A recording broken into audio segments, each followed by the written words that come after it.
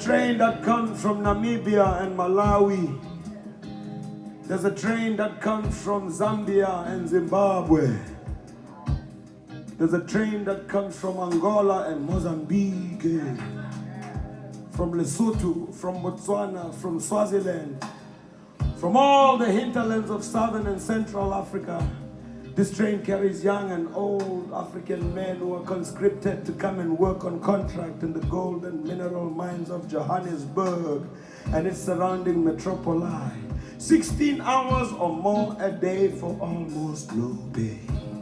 Deep, deep, deep down in the belly of the earth, when they are digging and drilling for that shiny, mighty, evasive stone, or when they dish that mishmash mush food into their iron plates with the iron shovel,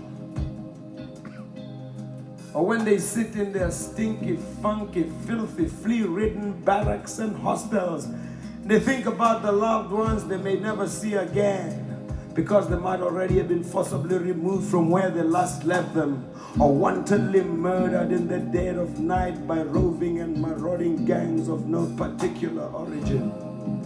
We are told. They think about their lands and their herds that were taken away from them with the gun and the bomb and the tear gas and the Gatling and the cannon.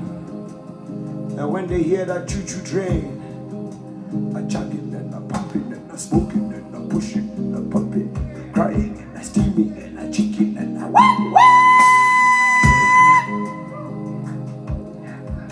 they always cuss and they curse the coal train that brought them to Johannesburg